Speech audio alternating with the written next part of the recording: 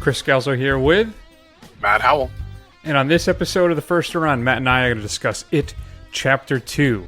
The return of everybody's psychotic, demonic, but I guess not demonic, clown is here. We'll see if the film is as successful, perhaps it's even better than Chapter 1. I'm going to share my thoughts about The Nightingale, which is the latest film from Jennifer Kent, who previously brought us to Babadook. And then our French New Wave Marathon continues with Shoot the Piano Player. Will this be the week that Matt is on board with our French New Wave Marathon?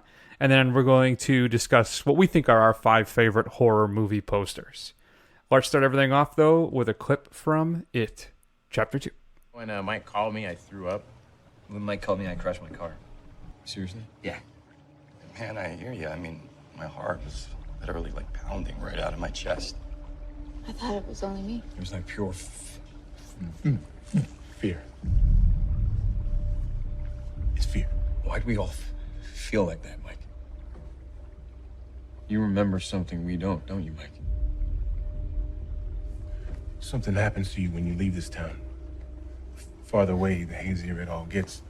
But me, I never left. So yeah,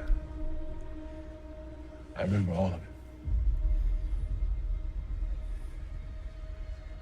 Pennywise.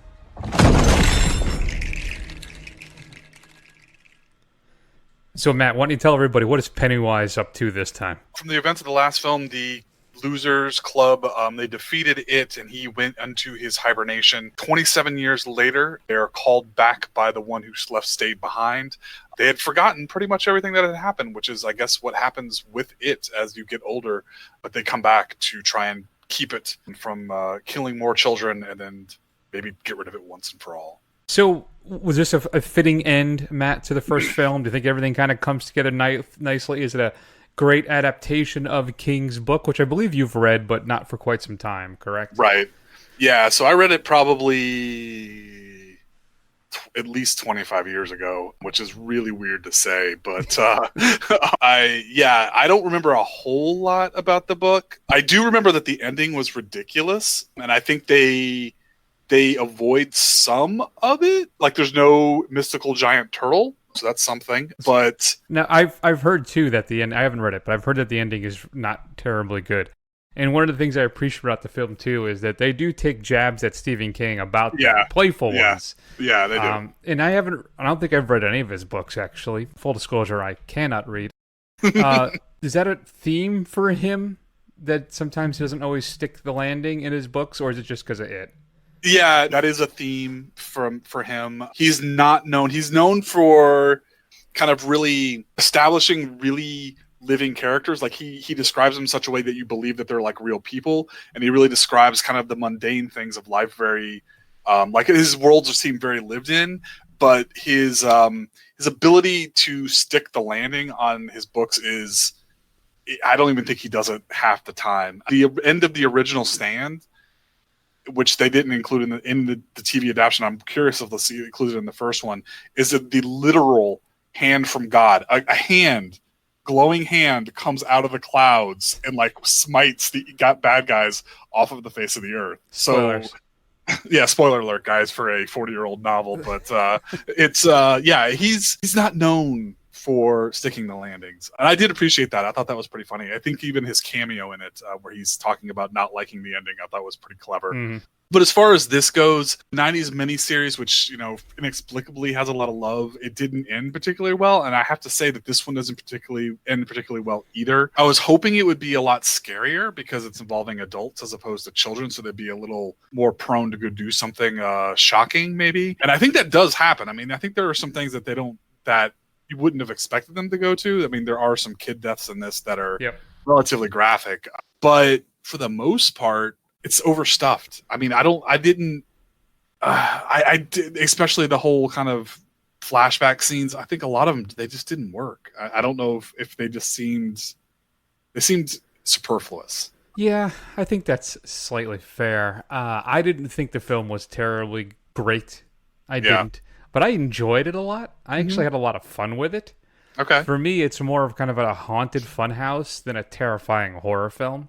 Right. I actually rewatched the original one the day or so before, and I thought it was actually a lot scarier than this conclusion was. But Yeah. also, I'm watching it with my headphones at dark in the night by myself, which kind of adds to the ambiance of all of that. But overall, I think it's mostly successful. I think we're dealing with a lot of themes here, right? There are trauma and its after effects and what happens if you don't deal with that trauma. There's also a weird thing that I'm still struggling with is the opening return of Pennywise.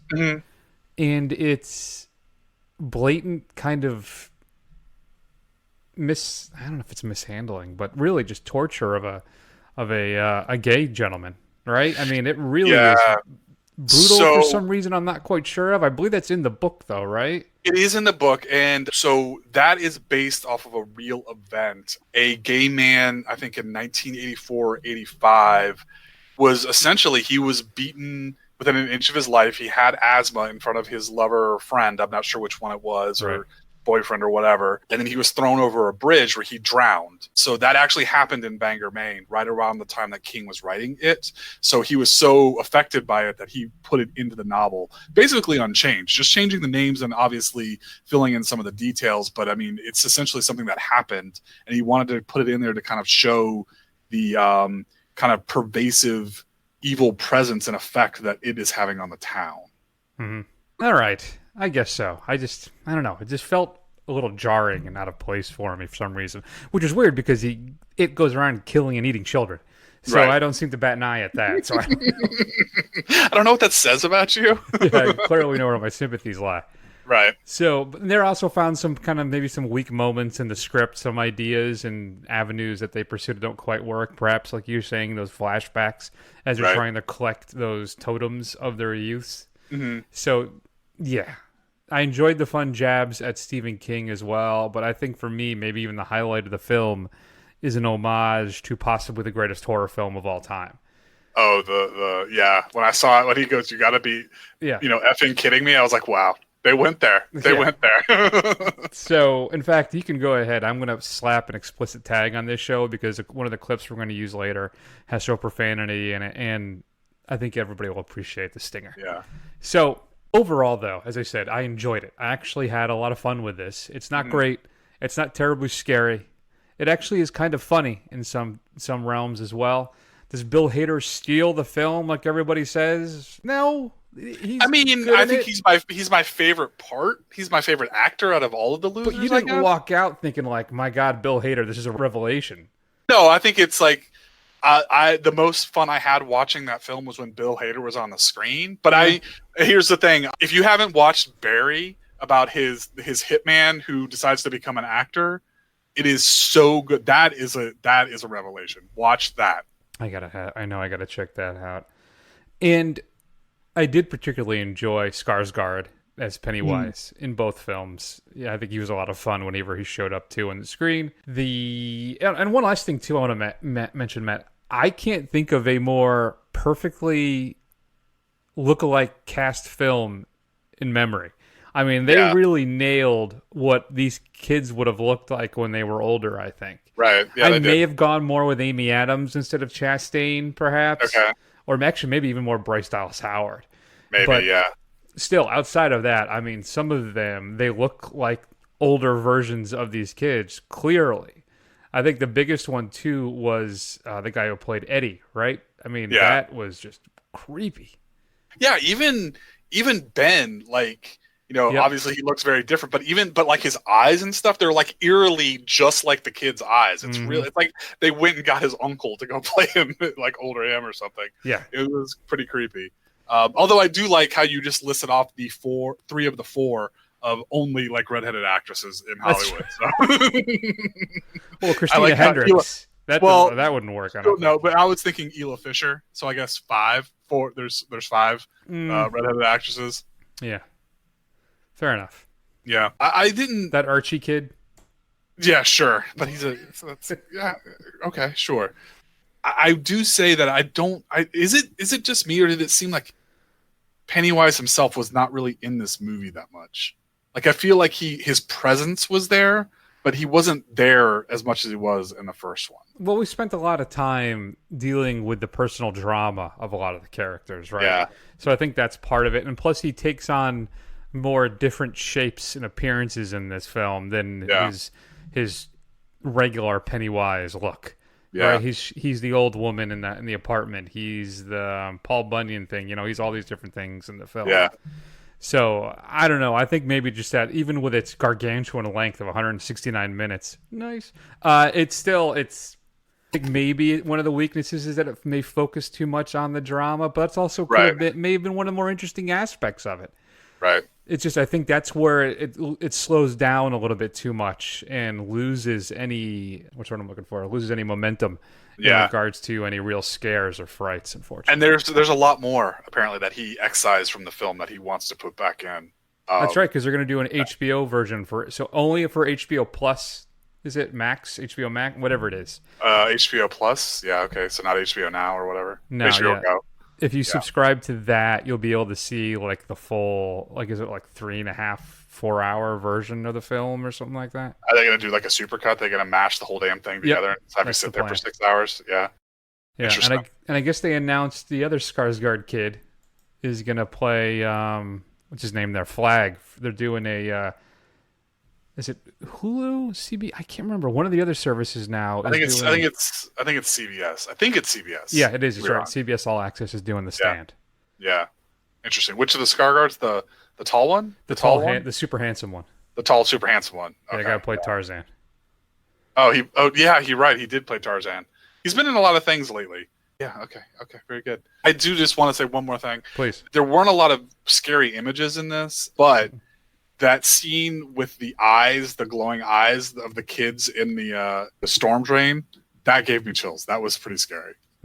That was a pretty scary little image. Yeah, except then I agree. Though I may, like I said, have enjoyed the homage to one of my all-time favorite films the most. I don't want to ruin it too much, but even though we basically have spoiled it. Well, it could be you don't know what part of your favorite film, though. That's true. Yeah. That's very true. Well, yeah, it is, because we gave away the line. Oh, yeah, we did say the line, didn't we? Sorry, guys. So there you are. What are you going to give it to as a grade? I was vacillating. Oh, good one. I think your discussion with with you almost made me bump it up a little bit, but I think I'm gonna have to go back to my initial gut reaction as a C+. I had an okay time watching it, but I was hoping to get more out of it than I did. That's too bad. I gave it a B-, which is just below the first film. We both gave it B's. Yeah. Chapter 1. Mm-hmm. So if you've had a chance to see it, we'd love to hear your thoughts. Shoot us an email at feedback@thefirstrun.com. This is currently playing in theaters. Are you going to watch the HBO Plus version if it's somehow available at some point? I mean, I guess if it's somehow available and I'll have to put a lot of effort into it, I'm not going to go get an HBO Now subscription just to watch it. Or Plus or Super Duper, whatever it is. I've got enough Super Duper stuff. I got a Disney Plus thing to buy, apparently. Yep. And then Apple TV's coming out now. They made their announcement yesterday. I think that one's going to be like $5 or something. And really? free. Anytime you buy an Apple device, you get a year free. Really? Mm-hmm. I don't know how long that's going to be. Girls. Yeah, we'll have to see what's on it. Yeah, exactly. There's a Momoa thing. That's all I know. Oh, well, sign me up. Yeah. My man. We need those as a drop. I don't know why I don't have those as drops. Instead, all I have is classics like... You son of a bitch. Anyway. In the 80s, bud. Let's spend a few minutes and listen to me drone on about the Nightingale. Sing a song. The one for me. I wish I were on yonder hill. We don't want no trouble. That's just the way, isn't it? You don't want trouble, but sometimes trouble wants you. 'Tis there I'd sit and cry my fill. Get me to the soldiers that came by this morning. It's too dangerous. Up north, they kill us. You sure you want to follow him? And every tear would turn a man. They close.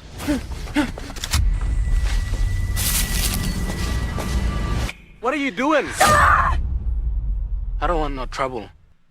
but that's all you're going to find. The Nightingale, the latest film from Jennifer Kent. She wrote and directed it, who gave us, I think, the great Babadook, which is when a horror film is not what you think it is.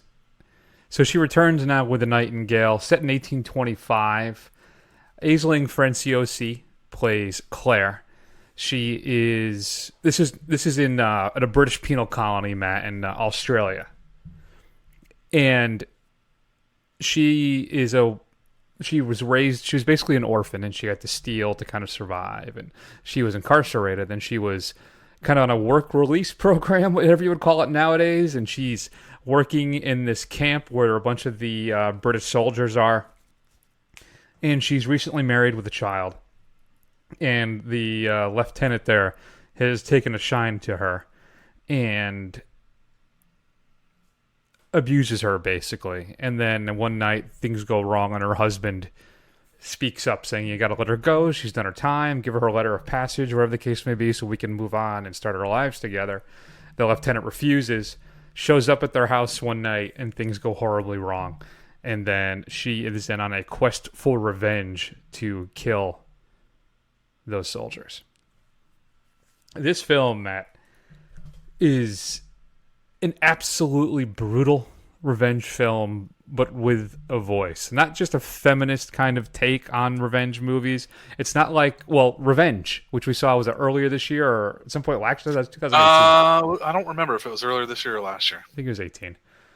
But this one is, what's fascinating about it is that it's equally cruel and full of rage, and then also poetic and even graceful at times. This woman enlists the help of a guide named Billy, who is an Aborigine. He's a local. And there's obviously, this is now during the imperial kind of encampment or whatever it is of Australia, where they're in a penal colony. And there's a racial tensions between them, but he's helping her kind of find these soldiers as she basically hunts them down. And then things start to change, and her relationship with him changes how she looks at things when she does. There's so much I want to say, but I don't want to spoil it for anybody. Aisling Franciosi really brings some, I would say, this really remarkable depth to her character. She has this tunnel vision quest, Matt, that she's determined to complete, this revenge that she has to do, which slowly widens this vision that she has as she relies on Billy, played by Bekali Ganabar, who is fantastic as well. And when she's actually confronted with what she's doing and the impacts of it, her views and things kind of start to shift. And then also, too, there's the view of everything and the perspective of Billy and having to help these soldiers and these white people while they're there slaughtering his people. There is so much going on in this thing. It is fantastic. I absolutely loved it. I think it is a superb follow-up to the Babadook. And I'm concerned it may be a little slow for some people at times. It is long. I think it's like 2 hours and 15 minutes or something like that. Yeah. So it does take a bit. It meanders a little bit at times, but the images are always gorgeous as they're going through the bush. And it's also, she's just some great usage of color, how dark and gray the film is as she's on her quest, and as everything starts to shift, or the what's the word I'm looking for? Not the pastels, but I'm blanking now. The palette changes and gets a little brighter until the way the film basically ends, and it is great. I'm giving The Nightingale an A-. I really like this thing, and if you've had a chance to see it, shoot us an email at feedback@thefirstrun.com. This is currently playing in theaters, though I think by the time this show is posted, it'll only be getting a few showings a night. So if you have a chance to see it, you should definitely check it out. You should catch up with it, Matt, too. I think you might really like it. Okay. So let's add it to the list. There it is. I know. God, the list gets longer and longer. Let's spend a few minutes then and talk about what's coming up on Blu-ray and DVD this upcoming Tuesday, September 17th. Who are you? The better question is, who are you? Are you a scared little girl who answers to a man in a chair? Or are you the most powerful creature on the planet? don't know who I am. Yes, you do. You're the girl who everyone abandons.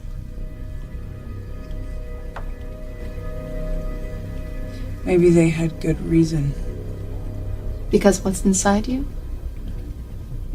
You're afraid of it because you think it makes you bad, evil. All the words you've been taught to keep you in line. Words created a very long time ago by men with very little minds. They can't begin to comprehend what you are. Even your ex-men. You can. So there's a clip from the final film in the 20th Century Fox X-Men franchise, Dark Phoenix. A film that's not as bad as you think it is. It's reasonably entertaining. It's not great, but it's much better than Apocalypse, Age of Apocalypse. That's for damn sure. Mm-hmm. If you get it from Best Buy, you get a steelbook. Walmart has 6 collector cards included with it, and then Target has custom art and poster. And you should check it out. It's actually pretty good looking. If I were to actually wanted to buy this, that's the one I would get. Includes 5 deleted scenes with optional commentary by the director, a scene breakdown of the Fifth Avenue sequence, audio commentary as well, and some other stuff. I don't know if you need to buy this. If you're an X-Men fan, rent it, and maybe that's good. I don't think there's a high rewatch value in this Bad Bear. But it's not the catastrophe that everybody says it is. All right. Candy corn. On Halloween Eve, local outcast Jacob Atkins is carelessly murdered. A vagabond carny named Dr. Death takes matters into his own hands, bringing Jacob back from the dead to creatively seek brutal revenge on his killers. Reminded me of Zombie Nightmare, which is a all-time great Mystery Science Theater episode if you haven't seen it, with Adam West and Tia Carrere. Listening to Crow wax on about Tia Carrere is an all-time favorite. Was it Tom Servo, right? Was Tia? Yeah, because Crow was Kim Cattrall. That was his crush. Kim Cattrall, Kim Cattrall, Kim Cattrall. You Were a Mannequin, and that was a really good movie. I could go on. New to Blu-ray, Criterion is releasing the John Waters, his first studio film, Polyester. Includes a new restored 4K digital transfer supervised by Waters, an audio commentary ported over from the 1993 Criterion Laserdisc.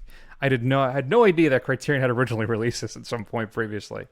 And a new conversation between Waters and critic Michael Musto, and some other new interviews as well. Criterion is also releasing Clooney Brown, a free-spirited parlor maid and a Czech refugee surprise an English village with their unconventional ways. A new 4K restoration of that, along with a new conversation between some film critics on the unconventional female characters in Ernest Lubitsch's films. This is a Lubitsch film. And then the Lubitsch Touch, an interview with film scholar Bernard Eisenschitz from 2004. I did not swear there. And more. All the Batman films, at least at the Tim Burton era films, right? Okay. They're all individually available right now in 4K. Now, though, you can get the box set, which seems backwards to me. Don't know when they do a box set first, and then they'll release the individuals later. Right. Well, now the box set's out. And Best Buy has an exclusive steelbook version of it, just in time for the holidays, maybe. Arrow is releasing Hills of Eyes Part 2. Sadly, this is a sequel to the original, which is not terribly good either. It's a brand new 2K restoration from the original film elements and a whole bunch of stuff. Arrow really went out. So if you're a Hills of Eyes Part 2 fan, this set looks really cool. I am just not a fan. They're also releasing Who Saw Her Die, starring former James Bond George Lazenby. It's a brand new 2K restoration of that film, as well as newly translated English subtitles from the Italian soundtrack, a new audio commentary, and more. Arrow is also releasing the film Prey from 1984, I think it is. Matt, you ever heard of Prey? No, yeah, supposedly this was filmed like in 79, 80, didn't get released until 84, but is supposed to be a spiritual cousin to like all the slasher films from the early 80s, and is like one of these lost films that never has been released on video before that's supposed to be good. Okay. The collector's the special edition is limited, I should say, to 3,000 units. And there's 3 versions of the film included. There's a theatrical cut for the United States, an international cut, and then a composite cut of both of those. And that's only going to be available on those initial 3,000 units. It's a brand new 2K restoration of the filmmaker-approved U.S. theatrical cut from the original camera negative, 2 commentaries and 4 interviews, and a 2K restoration of the international cut as well. The composite cut combines footage from both, as we said, and there's an extended outtakes reel, including 45 minutes of never-before-seen outtakes. Twilight Time is releasing The Tall Man and Whirlpool, and your straight-to-DVD pick of the week, Matt. This is an interesting one. Media Blasters is releasing Lust of the Dead. Are you familiar with Lust of the Dead and its interesting history here in the United States? No, I am not. So why don't you drop some knowledge on me? So it's a trash terror trilogy, is what's referred to here in the advertisement. But it's basically a Japanese, I think it's Japanese, maybe Korean, I think it's Japanese, horror film where zombies have sex with you and then that's how you become a zombie. And it's basically a horror sex film series. They're basically softcore pornography. Okay. If not closing in on hardcore. What's interesting about it is they were actually all available on Netflix for like a month. Really? Okay. Yeah. And then people complained and they got taken off. Okay. I watched, because Dave was actually on the show back then. He's like, have you seen this? So he told me about it and I watched it. And it's crazy. It's all really right. weird. The effects are dodgy. It looks really on the cheap. It's all about kind of just ridiculous gore and lots of nudity. Okay. So if you're a fan of the series, though, you can now get it, I think, officially legally here in the United States as part of this trilogy. Which would we be streaming this week? I'm going to recommend a simple favor, a modern noir comedy thing that came out a couple years ago, starring Anna Kendrick and Blake Lively. I was expecting something more of a straight up kind of like noir whodunit kind of thing, and it turned out to be something way different, and it was quite enjoyable. So you should check it out. It's available on Amazon Prime, and I think on Hulu as well. I really liked A Simple Favor, and it's a Paul Feig film. It is. And Blake Lively is great in this, as is Anna Kendrick, but Lively is a lot of fun in this film. That's a good pick. All right, Matt, are you ready? Are you sitting down? I'm ready. I am, obviously. We're gonna. Oh boy, it is now time to talk about the penultimate film in our French New Wave marathon. Shoot the Piano Player. Hey, Monsieur Charlie!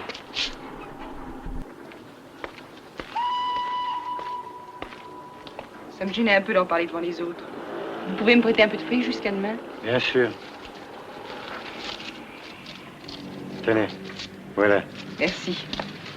Accompagnez-moi un peu. J'aime pas tellement rentrer seule la nuit, Monsieur Charlie. Appelez-moi Charlie tout court. D'accord. Mais appelez-moi Léna. Pourquoi Léna? Parce qu'Hélène, et Léna, et puis Léna. All right, Matt. I know you've been really enjoying this marathon so far. I'm really glad you picked this one out. I'm glad. So in this version, this film, we have a washed-up classical pianist who basically bottoms out after his wife's suicide. He's basically playing piano in a dive bar in Paris, and there is a waitress who has fallen in love with him, and the two of them kind of have this whirlwind affair. But he gets sucked into this underworld because his brothers, who are in trouble with gangsters, they used to be bad guys, and they straighten themselves out, but they make a bad decision, and he gets sucked back in. Or dragged back in, whatever Al Pacino says, and every time... They pull me back in. Thank you. And things go horribly wrong for all involved. Matt, I actually had a lot of fun with this, and you did too, right? I will say it was the most enjoyable of the films that we have watched so far. I actually had a decent time watching this. I think a lot of that has to do is the most... I think it's the least experimental of the films. It's got some gorgeous wide shots, and I think I believe in doing some research for this, that was kind of one of the things that it was known for. But it's got a structure that's much more narratively cohesive, and is something that you're more used to. It's essentially, at the end of the day, it's an homage to noir films and things like that. So it's something I could get behind. I don't know. I guess it just means I'm not hip with 70-year-old avant-garde films, but I guess that's just me. But I did enjoy this. That's good. Whew. All right, that's 1 out of 4 so far. And I just want to ask, is Truffaut, is he associated with every French film in the French New Wave? Because Jean-Luc Godard did the last one, but I think Truffaut wrote it or something. So, like, is he just involved in every single one of these films we're going to watch? Pardon my ignorance, but I think he is like one of the he's like the godfather of all this stuff, right? So, or is it Godard? I can't. Man, I really got to get up. It must be Truffaut because of the 4 films we've watched, he has directed 3 of them, and he has written, or at least written one of them. Well, that's probably just more poor planning on my part. I'm just trying to pick out the most popular ones. Gotcha. Like I'd like to do Elevator to the Gallows because it has a fantastic Miles Davis score, but I think maybe that's Truffaut too. I don't even know.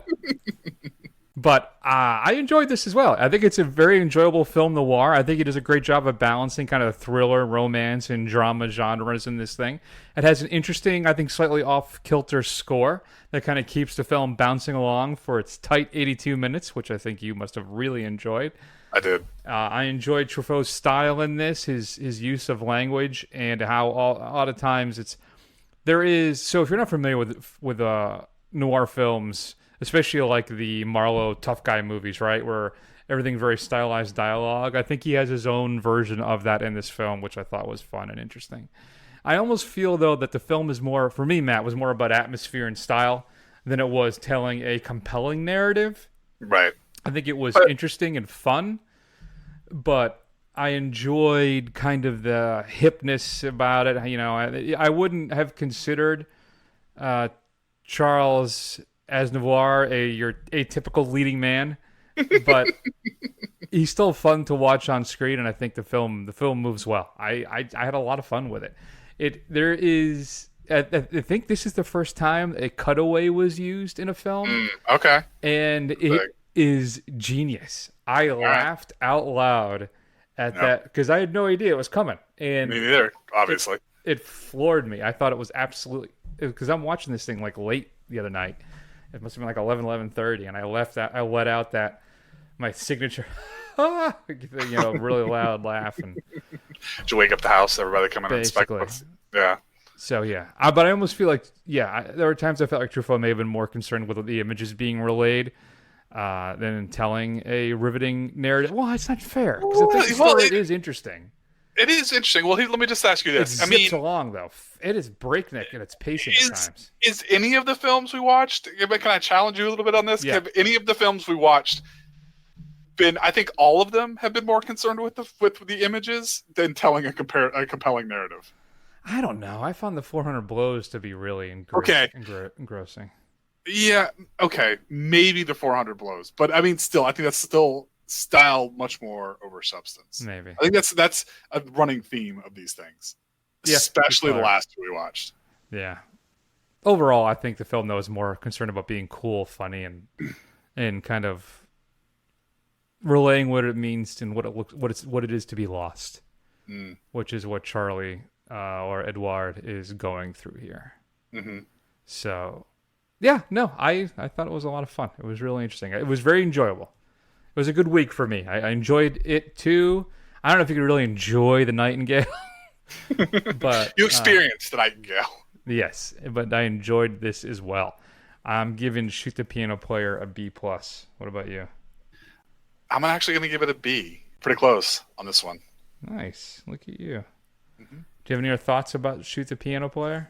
Not really. I think of the ones we've watched, if you guys are keeping score at home and you're interested in jumping into the new wave of French films, and let's just see what Chris and Matt have to say. It's going to be one of those 5. This would be my recommendation for your contender so far. Yeah. So, yeah, you're right. 3 of the films. 400 Blows, Shoot the Piano Player, and Jules and Jim.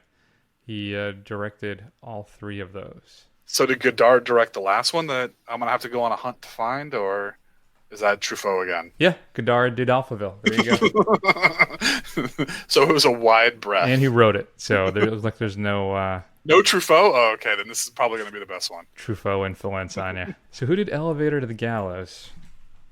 Because that was in contention at one point. Maybe when we do round 2 next year, right? Oh, yeah. Cannot wait. Oh, yeah, Louis Malle, which we haven't done any of his films. Okay. So that's not cool of us. Way to go, Chris.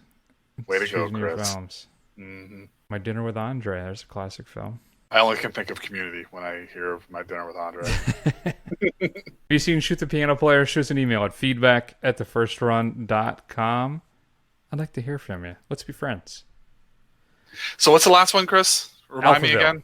Alphaville. Okay. Alphaville. I just like to point out it's not available on any streaming service, and I've been scouring the local libraries. So just for you, I'm gonna have to go drive really far to go get a DVD copy of this thing. You can't rent it on one of your services for like $4 or $5. It's not on Amazon I didn't Prime? see anything, but I'll have to look. Save yourself the gas money. Yeah, I guess so. I only have it on DVD. I think I told you I bought it at the library for $1. They were selling. There you go. There you go. So, good times. All right, Matt, let's spend a few minutes on possibly the dumbest idea I've ever had for a top 5 segment. Let's talk about something that's entirely visual and show you our 5 favorite horror movie posters. Frank? Yeah, kid. What's the weirdest thing you've ever saw in here? Kid, I have seen weird things come and I have seen weird things go. But the weirdest thing I ever saw just had to cap it all. Oh, yeah? What's that? Let me ask you a question, kid. Did you see that movie, Night of the Living Dead? Yeah. That's the one where the corpses start eating the people, right? Sure. What about it? Did you know that movie was based on a true case? It's true. That really actually happened. It was in a morgue in Pittsburgh. Okay. And it was supposed to be a gas that they put on marijuana plants or something to kill him. And it broke somehow, got into the morgue at this hospital, and it reanimated everybody. Oh. At least that's a story in the clip from that film, The Return of the Living Dead. Right. Which is an honorable mention for me, an all-time great poster. There's 2 of them, actually, I'm fairly fond of. The one with the punk rock people standing behind the tombstone and the one zombie sprayed, The Return of the Living Dead. Yeah. And then there's the other one, what is it, with the just the ghoul zombie face floating up. Or is that part 2 that they use that one in? Either way, I have always kind of liked the Return of the Living Dead. Return of the Living Dead, I think it's part 2 that has the zombie cloud face over the cemetery. Sorry. When it came out, I remember having fun with it, but I revisited it much later as a much more sophisticated human being, and does not hold up. Does not hold up that well, especially the zombie striptease in the middle of the the graveyard. That's interminable. It just seems to go on forever. I recently bought that from the Groundhouse. I'll get there. Yeah. Grindhouse Video here in Tampa. Check it out, folks, and look them up online. They have a fantastic selection of stuff. And I was able to pick it up used there for like $10 or something on Blu-ray. The new Scream Factory release. Okay. I have not watched it yet. So I'm planning on... I want to do something for Halloween this year.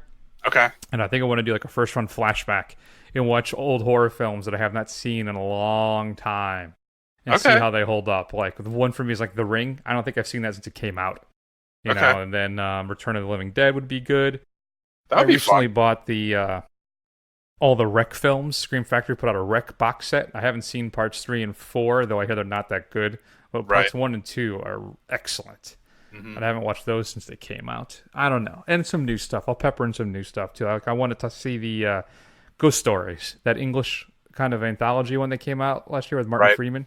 Okay. So there's a bunch of stuff. Either way, Matt, why don't you go ahead and start everything off? What is your 5th favorite horror movie poster? Okay. So my 5th favorite horror movie poster is the Texas Chainsaw Massacre. Not the one where it shows the woman on the meat hook and the kind of one that you've seen everywhere, but the one where it shows Leatherface kind of running against the silhouette of the setting sun, and he's kind of in relief. I always just thought it was very creepy, and it was very evocative to me as a young boy when I had seen this, as like, because I had this expectation that this was going to be the most gory, most terrifying movie I'd ever seen. And I was actually really nervous when I put it in for the first time when I was like 15, 16 years old. And I think the poster had a lot to do with that. You know, I was not familiar with that image until it popped up like on one of the DVD releases years, like maybe even 5-6 years ago. I was always familiar with the one with him in front of the door, or is it with the woman on the hook? That's the one that I'd always known. Of course, I know it's cliche at this point. Everybody knows it, but it is actually surprisingly does not have a lot of gore in it at all. No, it doesn't. It's more of what Hooper is able to relay to you with what you don't see. It's one of the most effective hidden gore kind of films that you'll ever see. It's just the whole thing is just terrifying, and it's all mood and pacing and how he shoots it, and it is because it basically almost runs like a documentary. Is why one of the reasons why. Yeah, that's why it's so effective, is because it seems so real. Like it seems oddly real for at least the majority of it until the rest of the family shows up. So. Yeah, yeah, agreed. My number 5 then is a film that terrified me as a kid, though I never saw it. I didn't see it until probably my early 20s, but that poster at the video store freaked me out, and that is the Silent Night, Deadly Night one, where you see the Santa coming down the chimney. He's got the bag of toys, but he's got the axe in his other hand outside of the chimney as he's going down it. And just the thought, because it's not only that Santa Claus is coming to kill you, but it's the invasion portion of it, right? He's going to come down the chimney, but he's not bringing you toys. He's coming to cut you into pieces. And I just think that was a fantastic poster. And for the time, too, I remember all the hubbub about that thing where parents and stuff were all freaked out. They wanted it banned because it just was going to freak out kids like it did with me. So much so I never watched it until I was a very old adult. But it's a great one, I think. Very good. I don't think I've ever seen Silent Night, Deadly Night. Ah. No. Christmas horror movie marathon in honor of a terrible Black Christmas movie that's coming out? I hope not. I like the people involved with that film. I hope it's not. Yeah, I didn't watch the trailer. The trailer played before it, so I had no choice but to watch it, and it looks awful. It's one of those trailers that literally spoils every twist in it. That's what I heard. Like, it reveals a whole bunch of stuff. It does. That's why I've been avoiding it. Yeah. Go ahead. Not what do you good. got? No good. Really bad for you. Not good. Believe me, not good. All right, go ahead. I couldn't have said it better myself. Number 4 is a poster. So just seeing it as a young kid, it is a kind of large field of blue, kind of a darker blue, looks like water. And there's a hand coming up out of it and a woman trying to get away. It's the Evil Dead poster, the original Evil Dead poster, where it's dragging her down. That is a very evocative image. I thought it was going to be a very scary movie. I thought it was going to be a very serious movie, and I was incredibly wrong. That is some false advertising as far as what you're going to get when you actually watch that film. But that poster is everywhere, and it's out there for a reason, because it's incredibly well done. I'm not familiar with it. My number 4 is the original Halloween. Okay. With the hand wrapped around the knife as it changes into like the jack-o'-lantern. Mm-hmm. And I didn't realize until 2 weeks ago that if you look at the hand holding the knife, there's a screaming face in the hand. And now I can't not see it. Yeah. I don't think I've ever noticed that either. I'm gonna have I to didn't go notice look it. Somebody pointed it out online on the Twitters. And I'm like, son of a gun.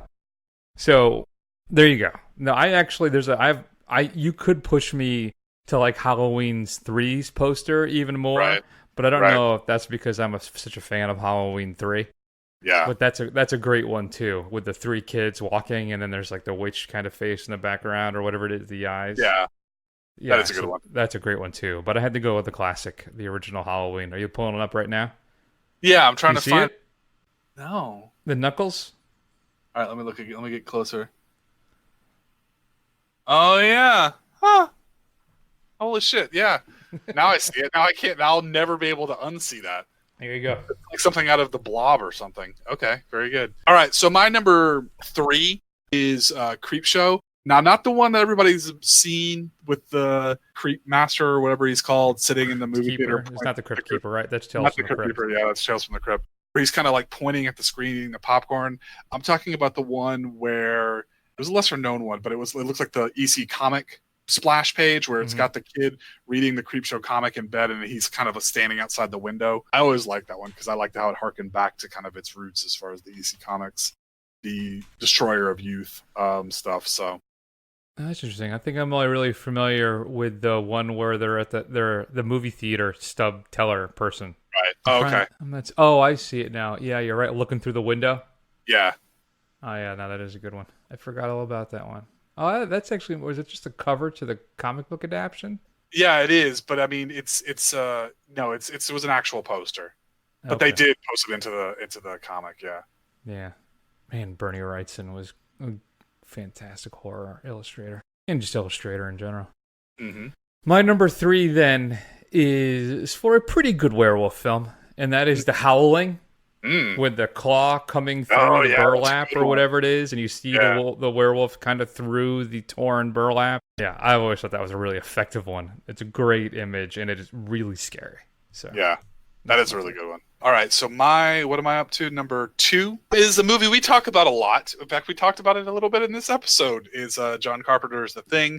I'm counting as a horror movie, even though it's an alien, but just the kind of a guy in silhouette with the burst of light coming out of his face. It's a classic image. I don't even think were there any other official The Thing posters, because that's the only one I can ever remember when I see this film, and it's immediately I recognize exactly what it is as soon as it comes up.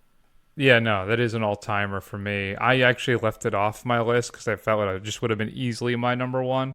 Okay. So it's his name, is it Dean Kurtzman? I can't believe I'm blanking on the illustrator.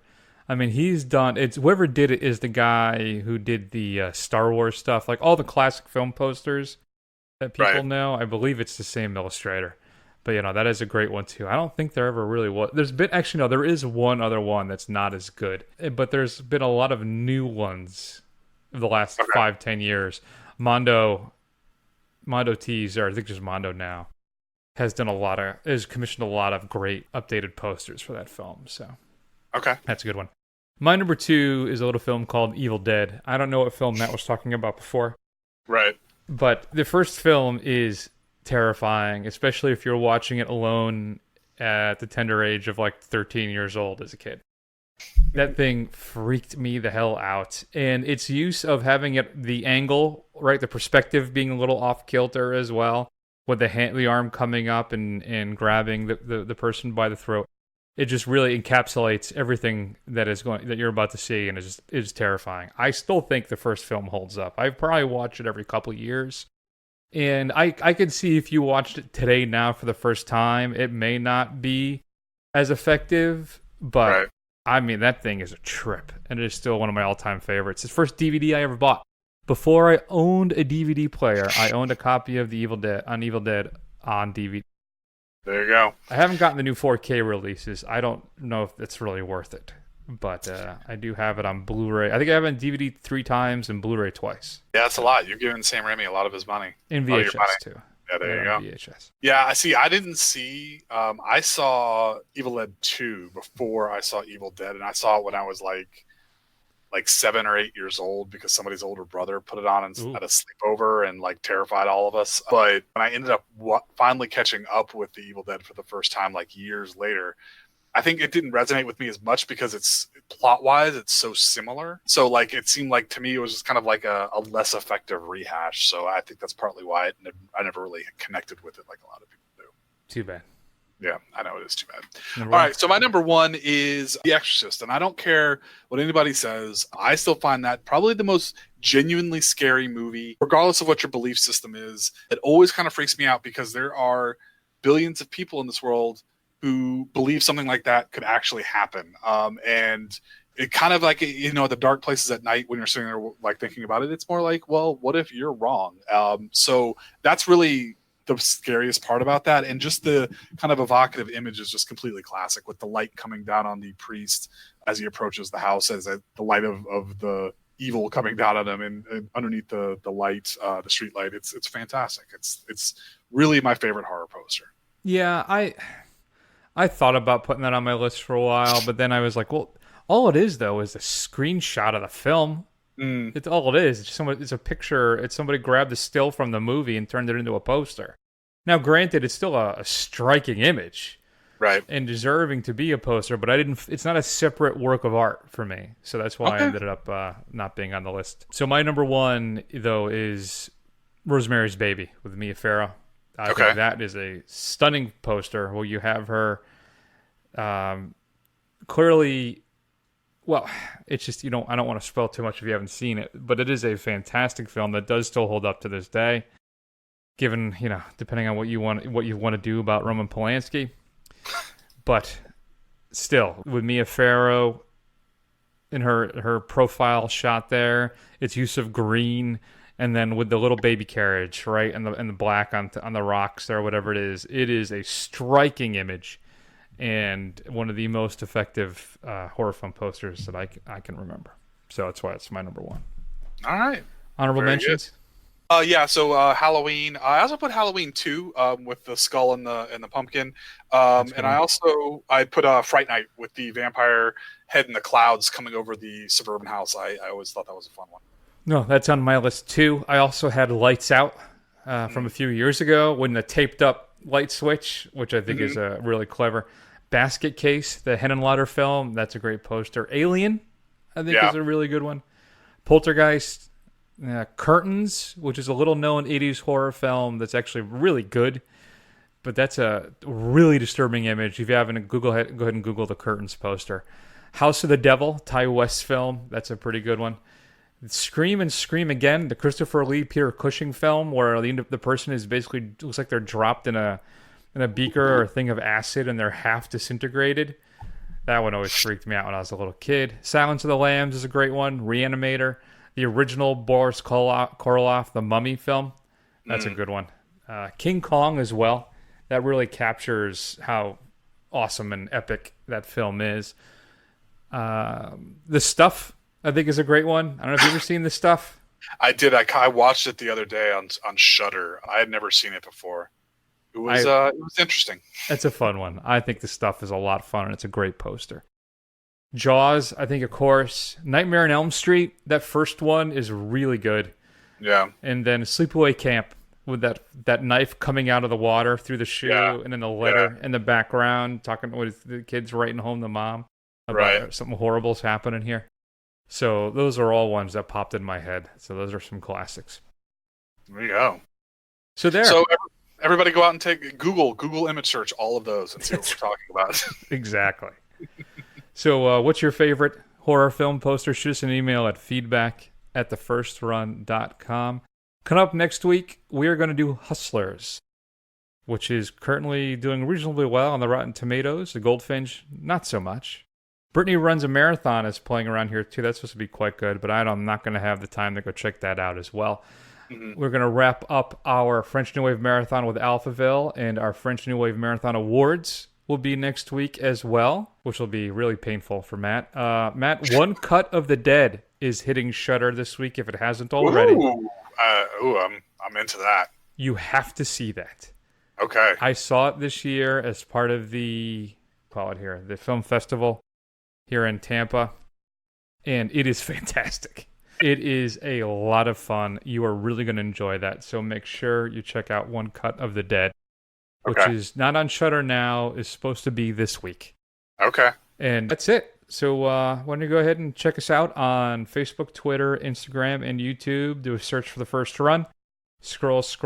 Eventually you will find us. Check us out on the website where you can actually look at our letter grades from all the films from a few years now. Eventually I'll get them all on there. That's a lot of research that the interns, I just don't know if they're up for.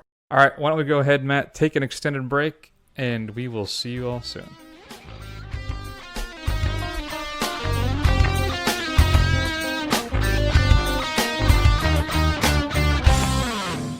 You gotta be fucking kidding.